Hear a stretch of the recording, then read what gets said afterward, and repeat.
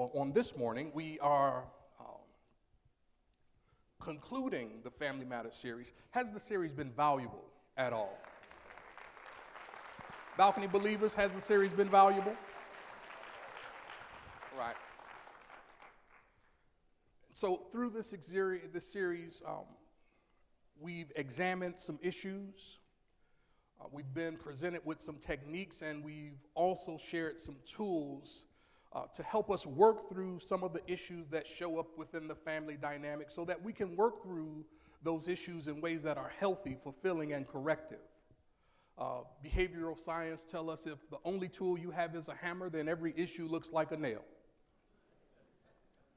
So within the context of our relationships, our family relationships, we're sometimes pounding at a situation that takes finesse, yes? And so the effort has been to just make sure that we as members of the family are not only healthy ourselves, but we're healthy enough to support our family members when we engage and we interact. For all of us are hardwired for relationships. Repeat after me. I am hardwired for relationships. And while not all relationships are easy, the majority of our relationships are intended to help us shine brighter. Yes? And through our relationships, we are able to experience the promise that we find in the Gospel of John when he says, I came that you might have life and have it more abundantly. And so our relationships, our family relationships, is one of the levers that helps us live more abundant, fulfilling lives. And so as we've just unpacked some of what the family looks like, how the family shows up, we've talked about nuclear family, we've talked about the immediate family, we've talked about the biological family, and we've talked about the chosen family, those people that you and I choose to be in relationship with. They might not be connected to us by blood, but they are absolutely connected to us by choice. And so those people make up our family too, you and I. Our family. As a matter of fact, we sometimes sing we're a family of love, yes? And so then, in order to get the most out of these relationships, in order to create healthy experiences, we've just been given some tools. Can I do a quick recap for you of where we've been over the last few weeks? We started talking about dealing with the baggage, and we talked about how to forgive, yes? And one of the things that we referenced was this statement from Paul when he was talking to Jesus. He said, listen, I hear you talking about forgiveness all the time, and so in some of the difficulties that I've had, I've done a wonderful thing. I've forgiven 7 times. Isn't that enough? And then Jesus said exactly what you said. Well, that's a good start, but the idea is to forgive 70 times 7 or until you have been able to completely release any hold that the past would have on you. Yes? And so one of the things that we talked about is we said that if I am holding on to something, I have to recognize that despite another person's role in perhaps helping to create that experience, I am the one who is responsible for choosing what to do with that hurt. So we said forgiveness may not be easy, but it's important. And how many of you know that you're not just made for the easy road, you're made for all roads? And so the fact that it's not easy doesn't mean that you shouldn't do it. We talked about forgiveness as giving up hope for a better past. We said that forgiveness is the opportunity to give love for the hurt. And we said that forgiveness gives us the ability to be free whether we receive an apology or not. If they never apologize, I can still forgive, right? The next thing that we talked about was the ability to create healthy environments. And we said one of the ways that we create healthy environments is to not only be loving and give love, but to set some necessary limits. We used the quote, we said, givers have to set limits because takers rarely do. And in order to be in an environment, in order to create an environment that is conducive to your health, sometimes you just have to draw a line in the sand and say, don't cross it. this behavior is acceptable. On the other side of that line, the behavior is not acceptable. It might work with somebody else, but it don't work with me. And if it doesn't feel good to you, that might be a moment where the line has been crossed. When we look to create healthy environments, we recognize that like a car, each and every one of us has an emotional tank. And everyone that we are in a primary relationship with, say primary relationship, everyone that we are in a primary relationship with has a responsibility to do their part to fill our emotional tank. Now, so that we're clear, the primary relationships are our relationship with God, our relationship with self, our relationship with our significant other, our relationship with our parents, our relationship with our children, and our relationships with our friends. Why is that important? Because some of us go into the workplace looking for primary fulfillment in professional environments. And it's not the job of your place of employment to fill your emotional tank. It's the job of your place of employment to make sure that what they pay you for, you give, whether you feel good about it or not. Are you with me? And so we want to be clear. We want to be distinct. We want to make sure that we're not looking for love in all the wrong places. But if it's a primary relationship, we have the right to expect that we can create an environment where those who are in those relationships with us will do their part. And we will do our part in creating that environment and being a part of filling up their emotional tank. Yes?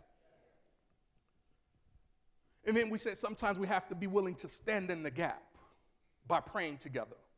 When the Apostle Paul was writing a letter to the church in Thessalonica, he said, pray unceasingly.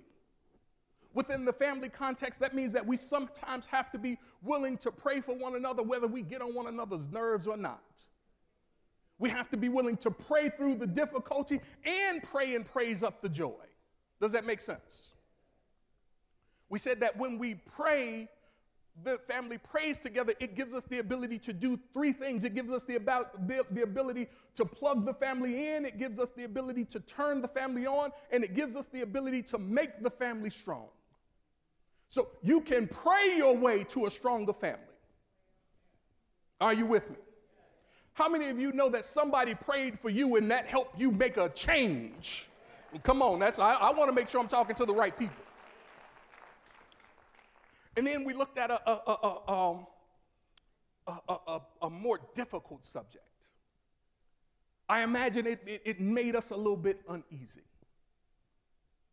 We looked at what it is we do when there are broken promises, and when through those broken promises we find ourselves experiencing the pain, the hurt, or the discomfort that sometimes comes with being abandoned by people who were supposed to be able to give to us that which they were not able to do.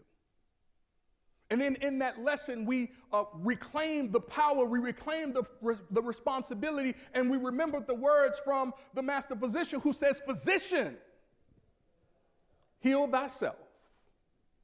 And so through the broken promises lessons, we learned that even though someone who owed us was not able to give it to us, that doesn't mean that we are removed from the responsibility we have to care for ourselves. Because one of the primary relationships we have is the relationship with ourselves. And so if somebody else can't give it to you, that doesn't mean you have to do without it. Are you with me? And then on last week, we looked at these 4 different types of people. And we took up the charge to be self-aware and self-determined. And in looking at these 4 different types of people, we said that there were adders, and the adders give and they help us do more than we could do alone. We said that we enjoy them, yes? We said that there are subtractors, and the subtractors take away and they leave us with less, and we said we tolerate them. Yeah? We said that there are dividers, and the dividers are often selfish, manipulative, controlling, and abusive. And we avoid them. But then we said that there are multipliers, And the multipliers help us be exponentially more and exponentially greater than we would have been without them. And we said we value the multipliers. By show of hands, how many of you, in doing your self-aware and self-reflective work, as you were looking over your relationships, found yourself active in at least 2 of those type of people? How many of you, by show of hands, found yourself active in at least 3 of those type of people? How many of you, and you just wink, if you found yourself or some part of your behavior in all 4 of the different types of people? Just wink. Just wink. You don't have to raise your hand. Just wink. And so what I didn't say on last week, but what I hoped you would discover in your self-awareness and self-reflective work is that while I never said it was about you, you saw yourself in your relationships. And so if you saw yourself as a subtractor, you know that while you might not be doing it intentionally, you can intentionally shift your behavior and become an adder in that same relationship. If you found that there are some divider tendencies, you know what it takes to move from being a divider maybe to a subtractor, from a subtractor to an adder, and from an adder to a multiplier. It's just intention. Is that right? And so today, we look at the heart of the family. Say the heart of the family. Ralph Waldo Emerson says, one of the most beautiful compensations of life is that no one can sincerely help another without helping themselves. And when we look at the heart of the family could literally be anyone. It could be the patriarch of the family. It could be the matriarch of the family. The heart of the family could be the one who is able to be relied on when the things are most difficult, or the one that we can get a loan for when the things are the hardest. The heart of the family could be the youngest person because they always come through, or it could be the most senior person because they've got the wisdom. And so the heart of the family is not necessarily one type, but the heart of the family, just like in the heart in the body, is responsible for helping the life work right in the family. But there can be a lot of pressure that comes along with the sense that we have to be the heart of the family. And so sometimes there's just no telling where the responsibility will come from. It reminds me of the time there was this gymnastic coach who called over one of his gymnasts during a meet, and the coach began to talk to the young gymnast, and he says that, do you understand what teamwork is? And the young gymnast looked up and she nodded her head, yes. Coach then asked, do you understand that it's a matter of whether or not the team wins and loses? The young gymnast again looked up, nodded her head, and she said, yes. She says, do you understand that when your performance or when your routine doesn't go smoothly, or when you get a fault, that it impacts the team? Young gymnast just looks up. And the coach said, good, I'm glad you understand all of that. Now I need you to go over there and explain it to your mother. Because sometimes the responsibility to have the difficult conversation falls on whoever the heart is. Are you with me? So what do you want to do? What can you do if you are the heart of the family? How can you make sure that you are healthy, you are happy, you're prosperous, even as you work through the pressure of being the heart of the family? The first thing I want to encourage you to do is to make sure that you are well fed and well led. If you are the heart of the family, put this in your notes. Make sure that you are well fed and well led. What do I mean by being well fed and well led? Sometimes when we are the heart of the family, we find or we feel or we think it's our responsibility to do what must be done and to do it on our own. How many of you know that sometimes you don't have to be the only one who's responsible for producing the result, but you got to be willing to accept some help? If you are the heart of the family, if you are the heartbeat in your family, the first thing I want to encourage you to do is accept some help. Be prepared to let the rest of the family know so that you don't have to bear the burden alone. See, it can be really difficult to be the person who's responsible for caring for your parents and caring for your children at the same time. And it might not be a thing that you chose, but it might be the situation you find yourself in. And if you don't do it, it doesn't get done. And so if you are the heart of the family and you find yourself being the one who's responsible, make sure that you're well fed. Make sure that you have some support. Make sure that you are okay with asking for what you need. Maybe there is only a little bit that someone else can do, but even the little bit that they do is something less that you don't have to do. Is that right? But you got to be willing to accept the help, and you've got to be willing to make your needs known. Don't suffer in silence if you are the one who bears the burden for what has to get done in the family. Because the heart will keep on pumping. The heart will keep on moving. And sometimes you can overwork the heart. Is that right? Not long ago, we had a member relocate out west because there was a member of his family who was serving as the heart, and she raised her hand and she tagged out and she said, "Listen, bro, I've been doing this. I've been carrying a baton for a while, and now it's time for me to put it down. I need some help." And it necessitated our member picking up his whole life and moving it out west. And sometimes that's what the heart of the family does. And so kudos on the one family member who was holding the baton and ran the good race, and kudos on him for saying, "Okay, I can pick it up next. Even if it means I will disrupt my whole life," because sometimes being the heart of the family means that you will disrupt your whole life. You got to make sure you're well fed and you're well led. Not only do you have to accept help, not only do you have to ask for what you need, but you've got to be willing to get connected and get yourself some other resources so that when you are caring for someone else, you have enough in you to help you do what's required. See, if you're not well fed, then it'll impact how you move. If you're not well fed, it'll impact how you think. If you're not well fed, it'll impact your energy. If you're not well fed, it'll impact your spiritual practices. If you're not well fed, you might be irritable and upset and nothing's even wrong. So you want to make sure that you're well fed, but you also want to make sure that you're well led. You want to be plugged into spaces like this who can help you relieve and release the pressure.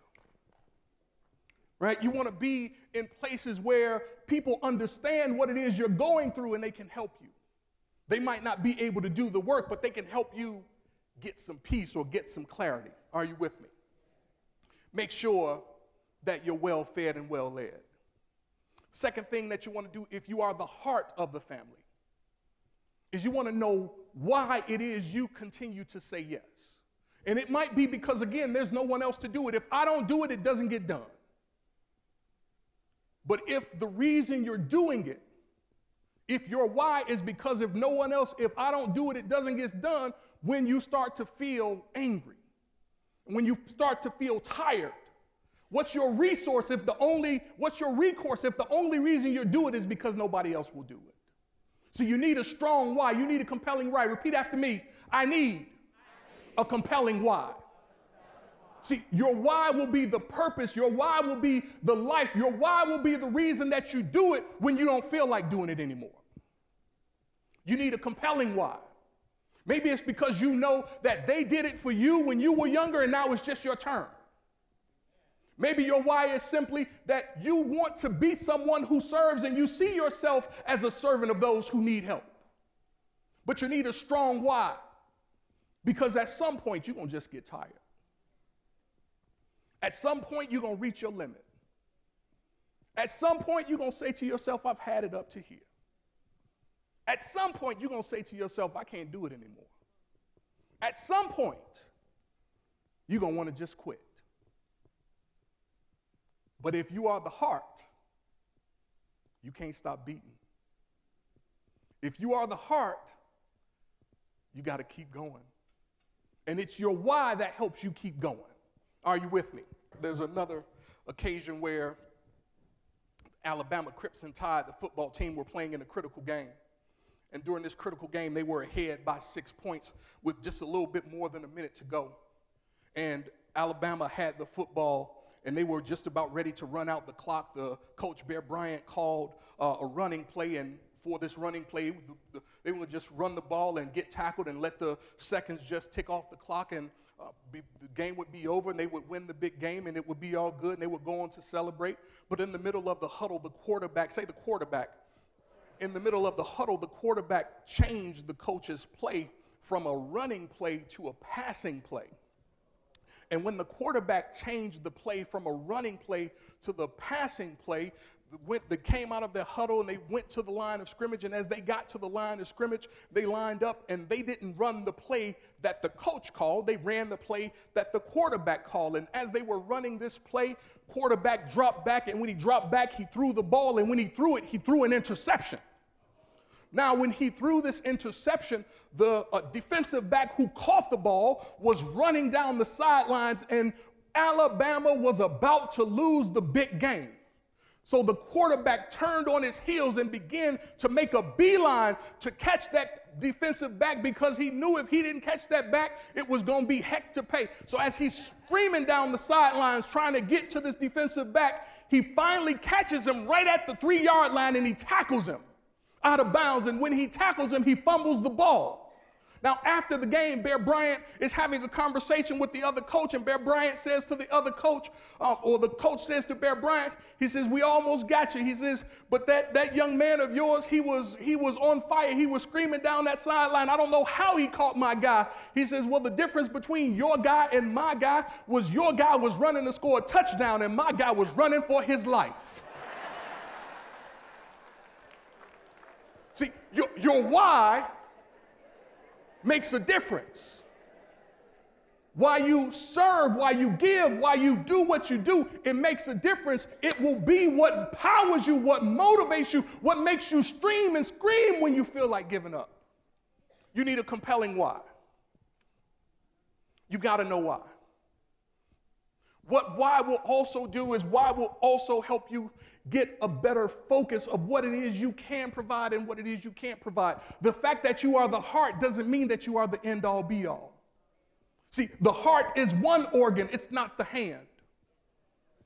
The heart is important, but it's not the brain. The heart has its role, but it's not the foot.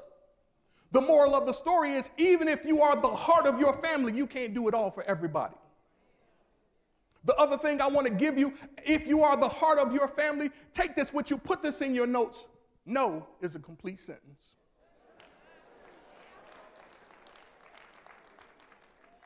Because sometimes you just have to know how to say no.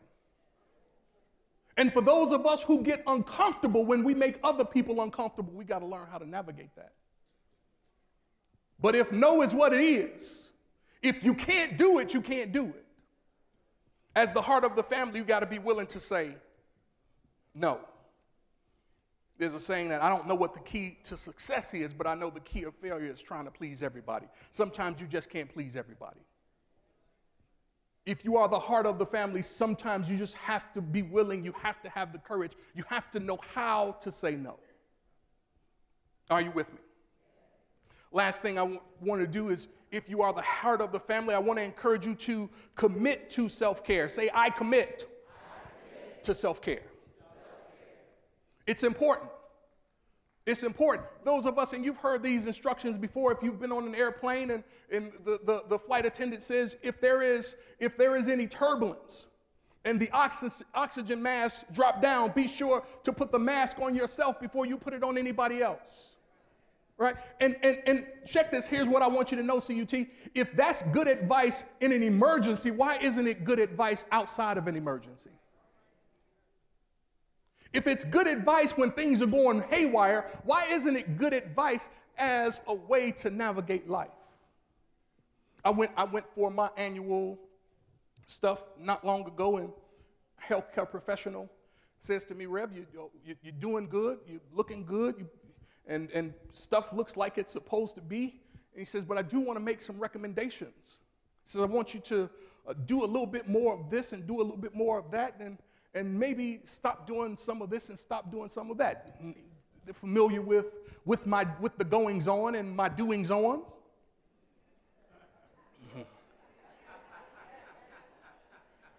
And the first thing I said when they said to me, stop doing some of this and some of that, because some of the goings on and the doings on relates directly to you. I said, but my people. I said, but my people, but my folks.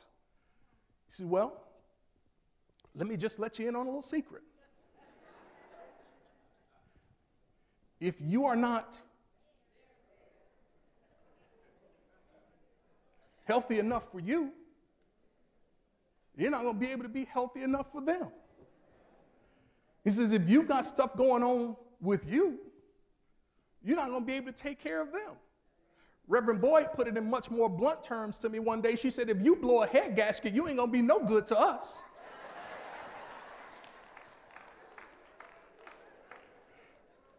And so it requires, as the heart, it requires some modulating. It requires being wired, being wiser. It requires making some adjustments. It requires sometimes saying no.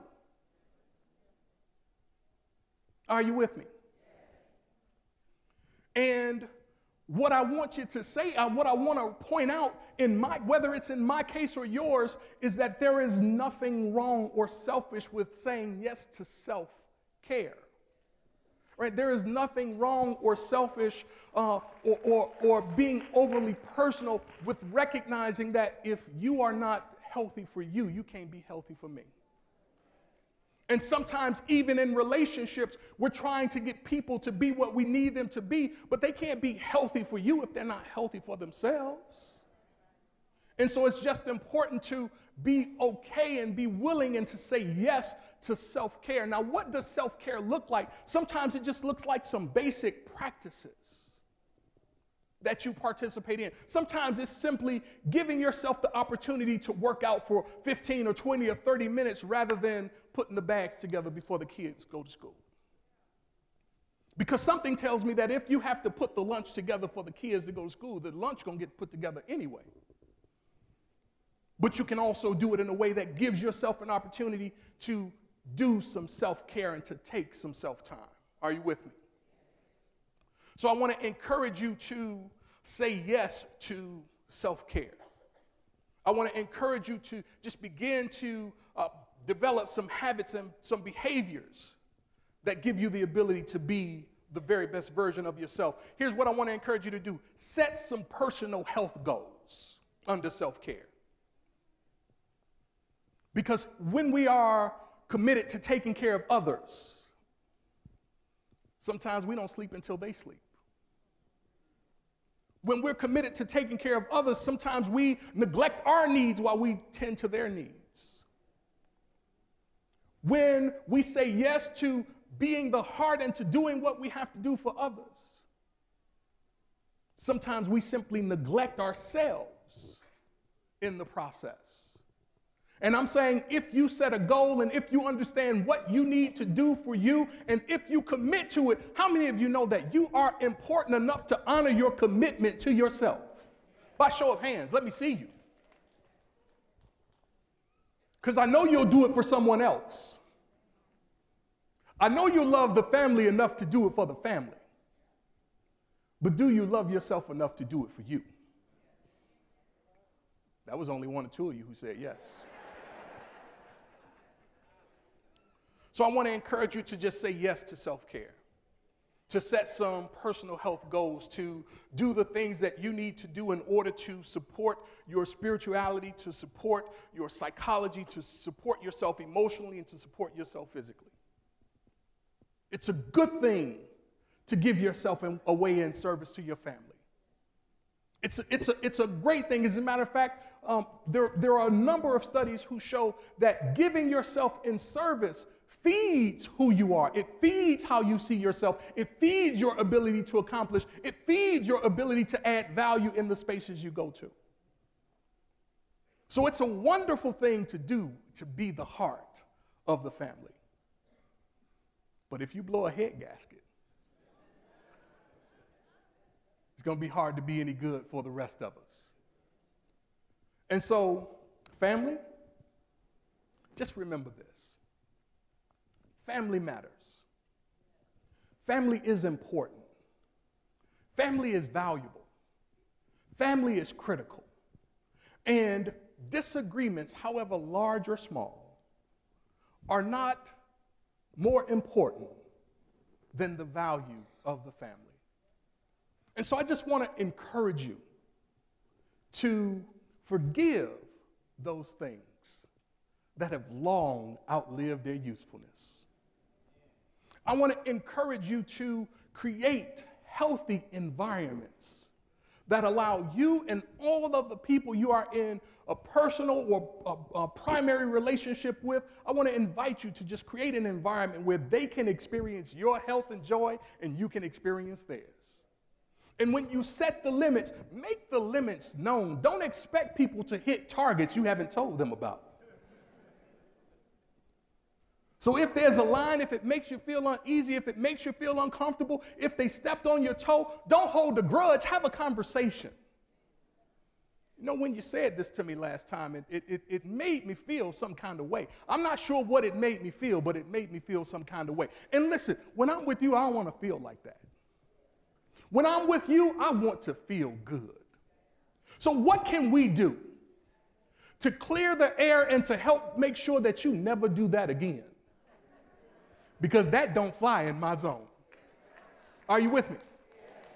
Pray unceasingly. And when the issue arises, I challenged you a couple weeks ago to be the one in the family who says, let's stop. Let's take a minute to pray. I know that tensions are running high. I know that it's a heavy lift for us, but let's stop and pray. Because I imagine that what you'll find is that when you decide to pray, prayer will start to change that thing. As a student of truth, I want to encourage you to do the work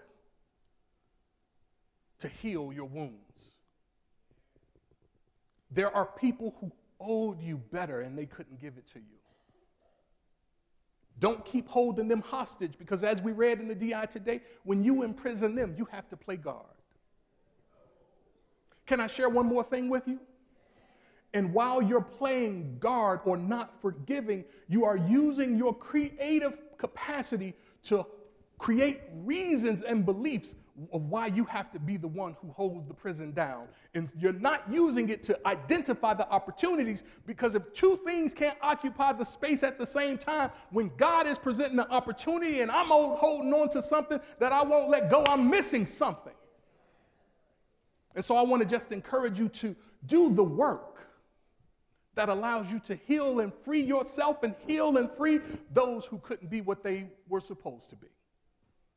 Maybe they said, I do, and then they didn't.